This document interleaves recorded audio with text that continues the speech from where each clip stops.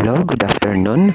So I'm so sorry for this video because I'm here in the hospital because my father admitted here, so that you can see that you can hear some noise. No, it's because there are so many people here na watcher din, no, and also malapit din to sa daanan, no. You can say maririnig kayong sasakyan, no.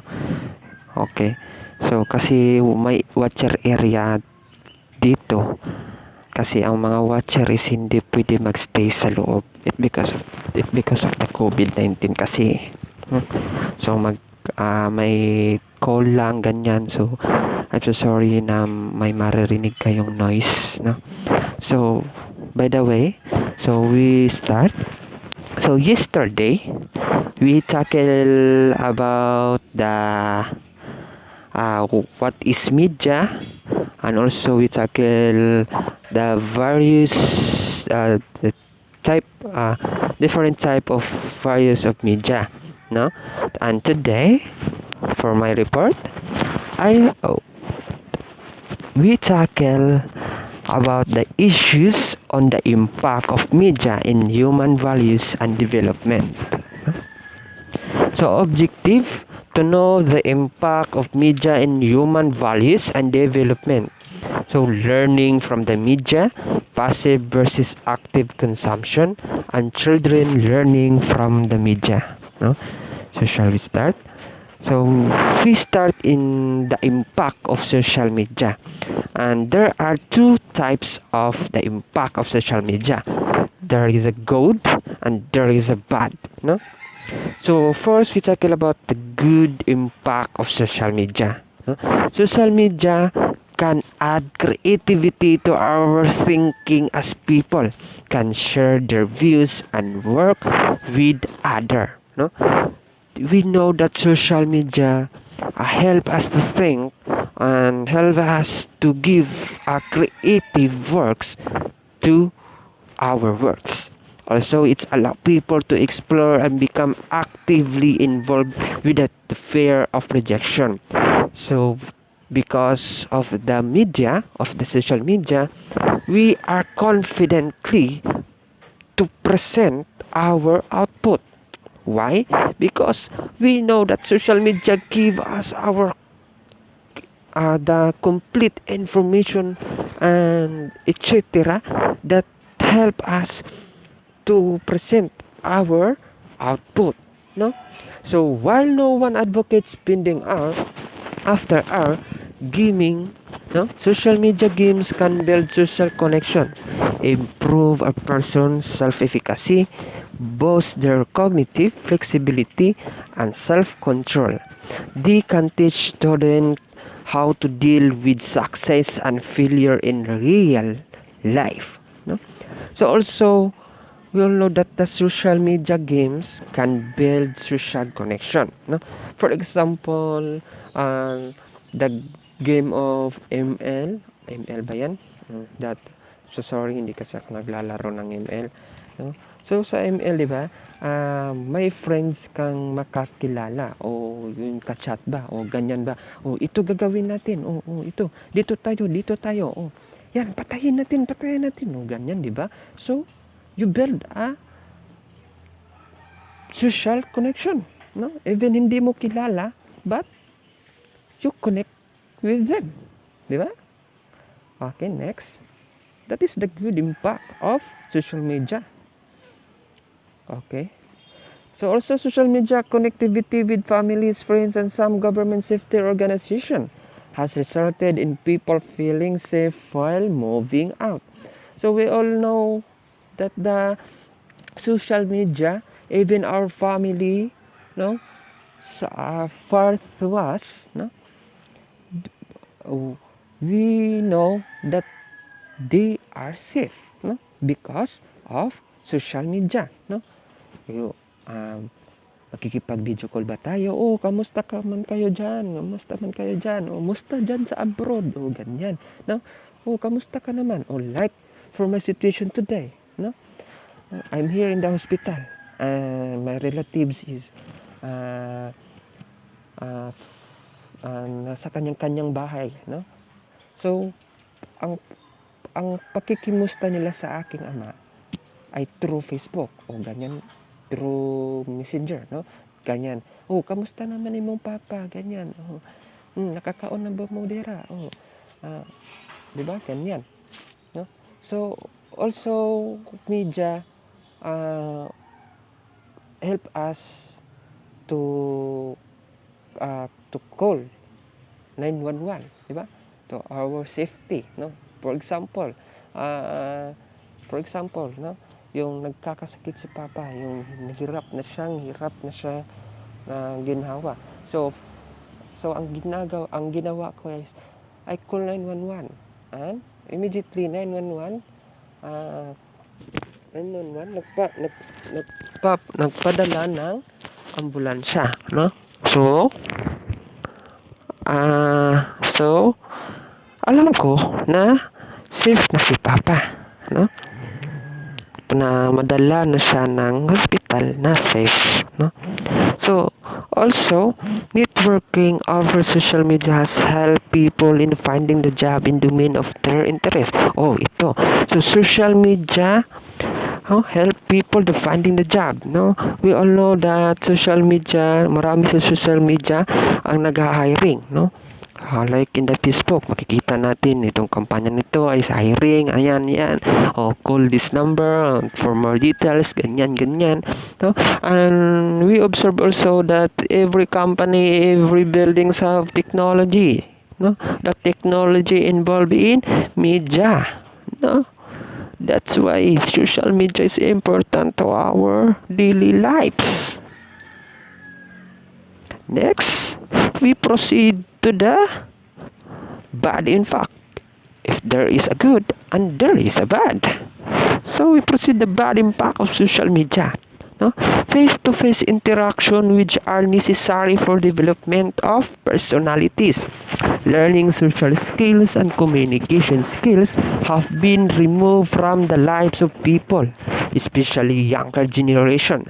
Children are having a difficult time interacting with others which might lead to unsociable behavior. No?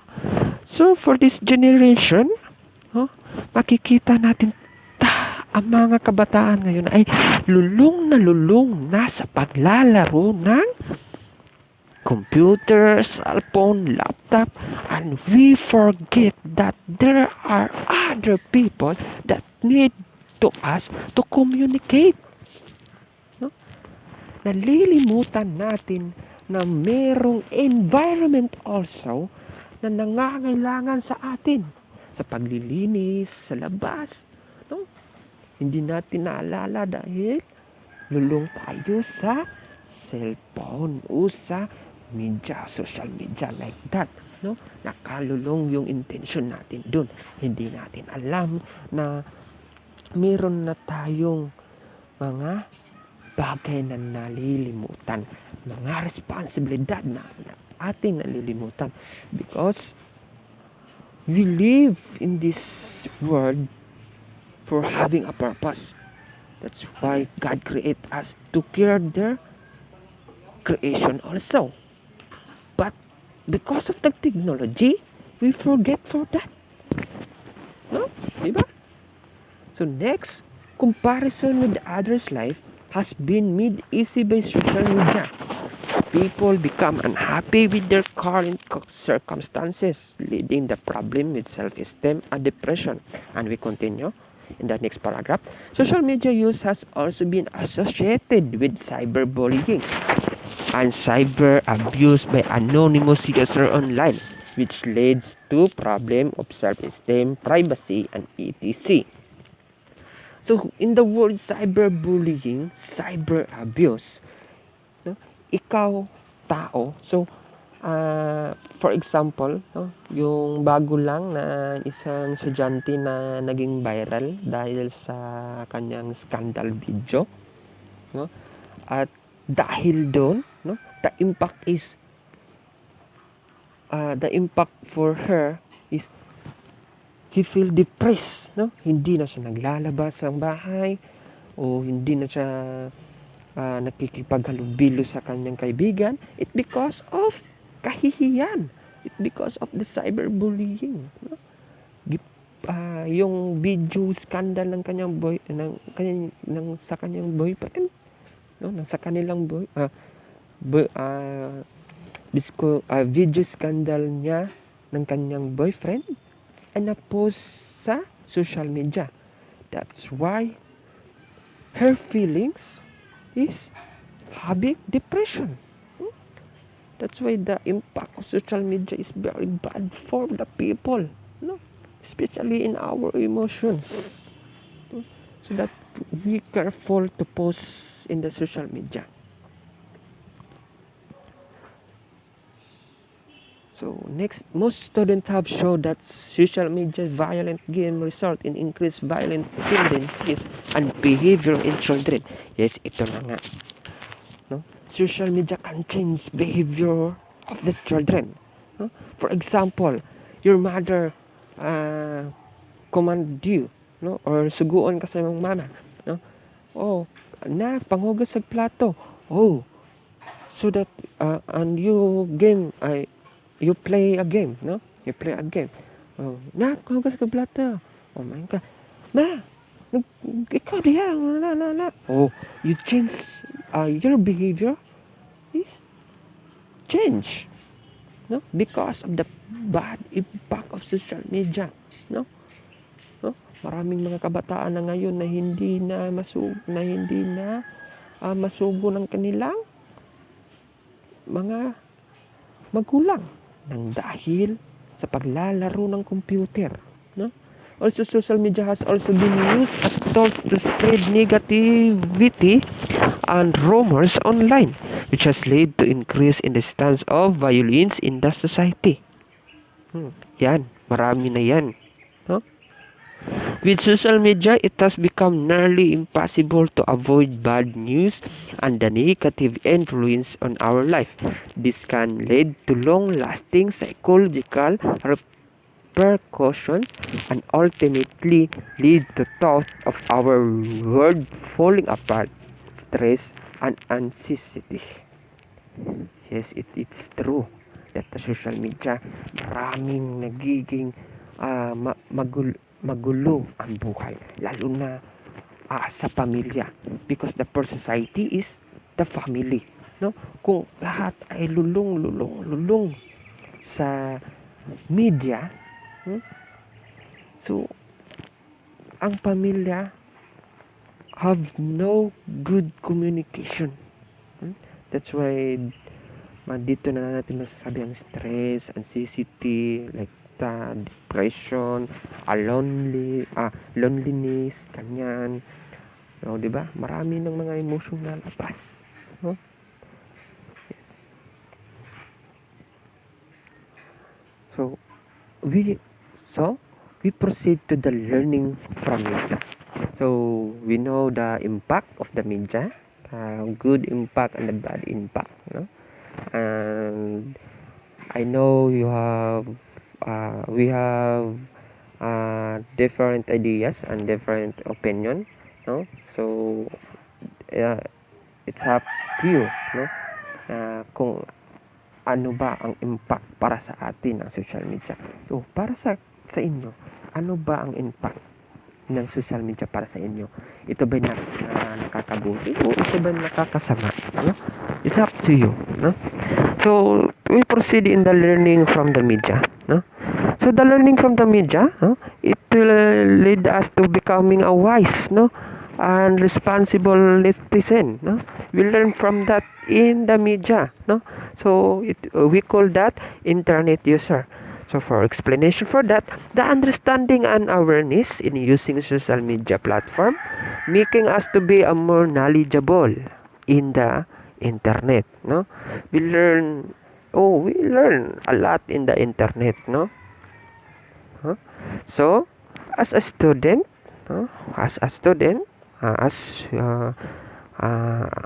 we become a good in recognizing what are relevant and credible sources and not, no? So as a student, no? So the internet is very useful to us to get information, no? To get sources, and also tayo ay magsisiyasat ko ito bang sources na to is very relevant to us or not, no? Ganyan, di ba? So also ito yung magagamit natin sa ating research, no? Kung ating bang research, this is sources ba is related to our research problem, this sources ba is related to our title, ganyan. And also as a netizen, we should distinguish the netiquette, no? So being a media and information literate, we become more aware of the false information such as fake news, and we practice proofreading as we research for claim and evidence in our tasks or even in the debate scenarios. So we learn in the media to be a critical thinking, no? Hindi tayo basta-basta kukuha ng information kung walang proofreading, no? Practice proofreading nga sinabi dito, no? So hindi natin hindi tayo basta-basta kukuha ng information kasi yung sabi ko na may bad impact ang social media. So there are a fake information,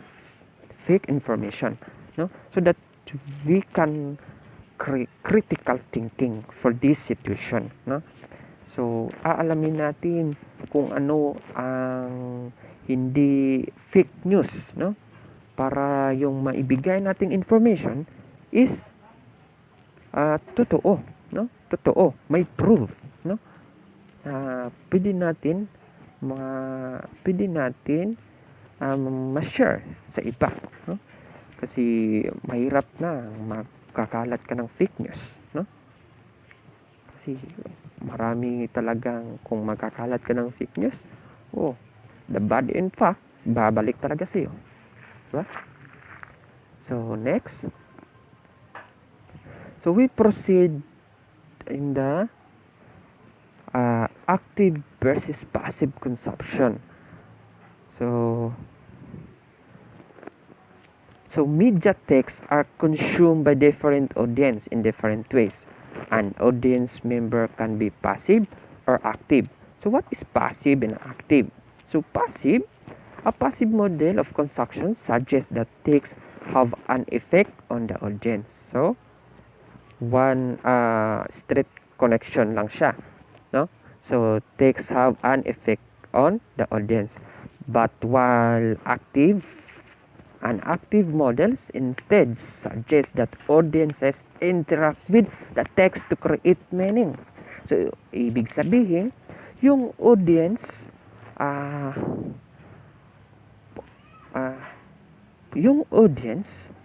there are meron siyang kakayahan na magbibigay meaning sa text na kanyang nabasa.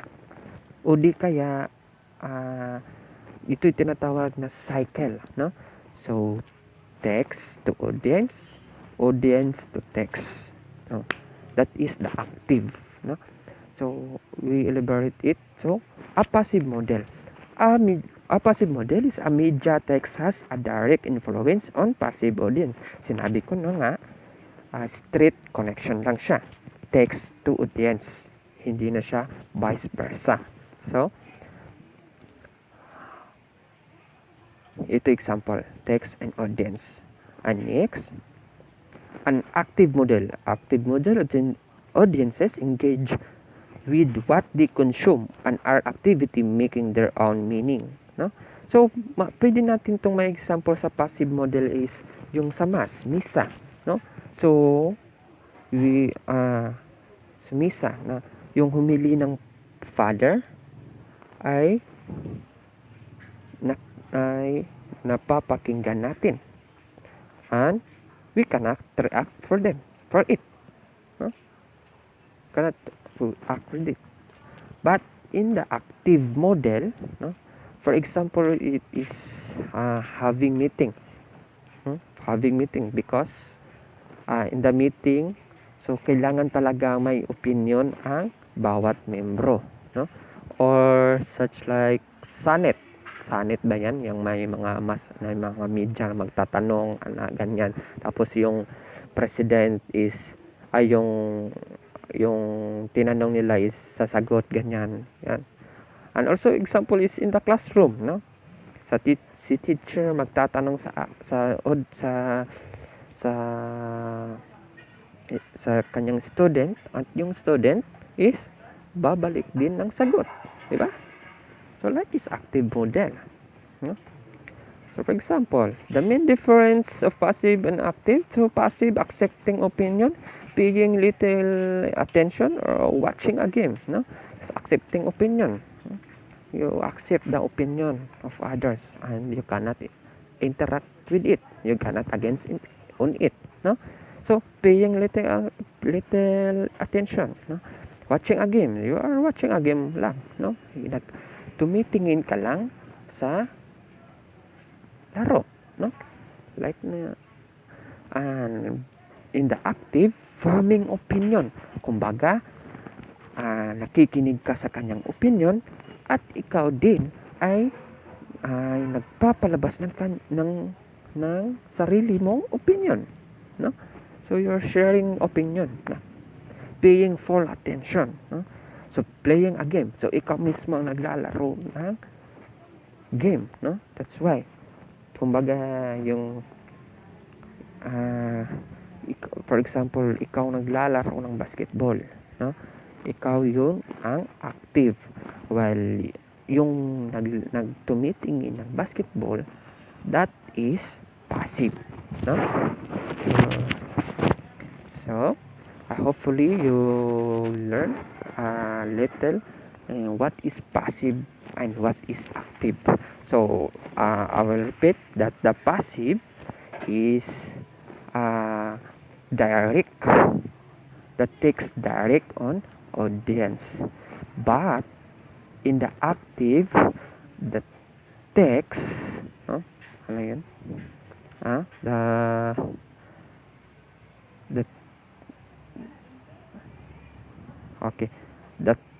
The audience interact with the text. Okay, hopefully you learn that. Okay, so we proceed in the children learning from media.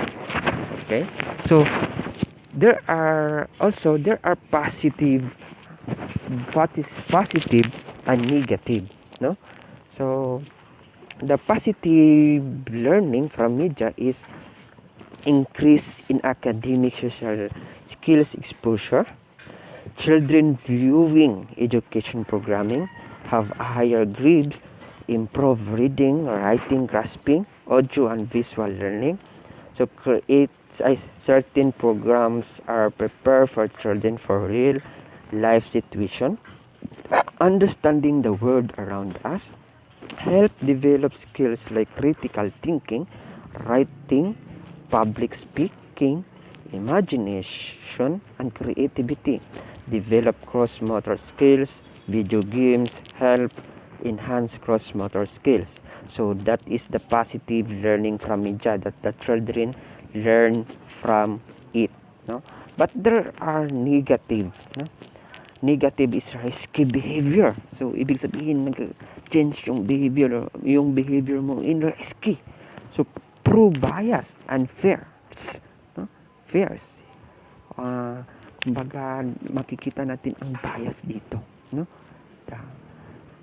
And also obesity, lack of physical activity. Yes, we learn that in the social media, no? The child hindi na wala na sa kanila yung physical activity, dahil natutunan nila ang palaging paglalaro, no? That's what is the negative impact, the negative learning. So also inappropriate language and manner, no? matutunan din natin yan sa media, yung kaya ng ML, yung fucking shit, ayan, ganyan. Yan, marami tayong tunan yan. Aggressive behavior, lack of actual real experience. No? That's all the negative learning from media that children learn from the media. No? So we proceed in the media and attitude. No? So the relationship of media and attitude is that media has the power of changing people ways of thinking or looking at the world. This means they change the attitude toward a person or issue, so that the media lead us to change our attitude, no? So be careful for that, no? Wag natin hahayaan na yung technology ang ko-control sa atin, no? To control our attitude, no? So be careful for that. And also media and cognitive development.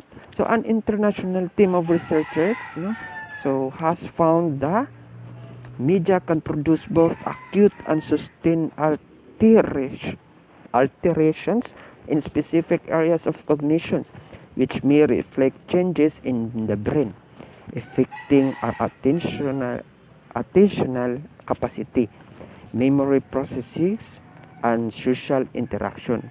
No? That's why the relationship of media cognitive, no, can also change our emotions, no, our thinking, like that, no. So next is media and school achievements. So student exposure to school media network has no significance. So according this text is it is according to my research, no. So student exposure to social media network has no significant influence on student academic performance, no. Reduced academic performance is one of the most important consequences of social networking overuse for students. The result of a study on medical students showed that students who use social network and internet more than average had a poor academic achievement and low level of concentration in the classroom. No, so according to this research, that the media and school achievement, so the relationship of media of school achievement, so has no significant influence on student academic, no. Kumbaga wala dang achievement for the student. It because the result of the study of medical students show that students who use social network and internet more than average had a poor academic achievement. So that's why maybe the media and school achievement is siguro we commit the school achievement through if o kumbaga nakabase lang to sa tao sa paggamit niya, no. Kung ikaw ay gumagamit ng maayos, so there's a good impact. But you are so abusing to use it, so there's a bad impact. So ganyan lang talaga, no. So as today we are in pandemic, so the technology talaga is magagamit natin, but we careful for it, no. Kasi ang technology ay maaaring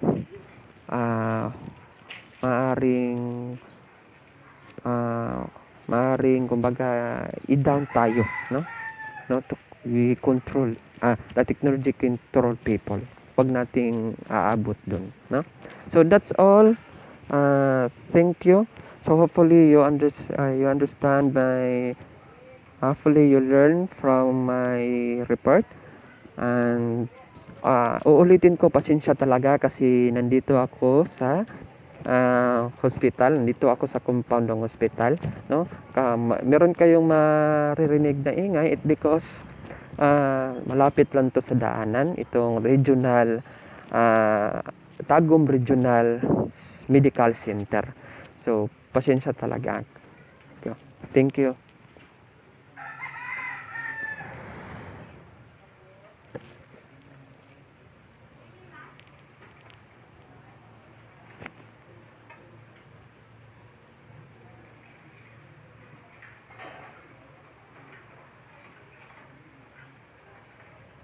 Lah,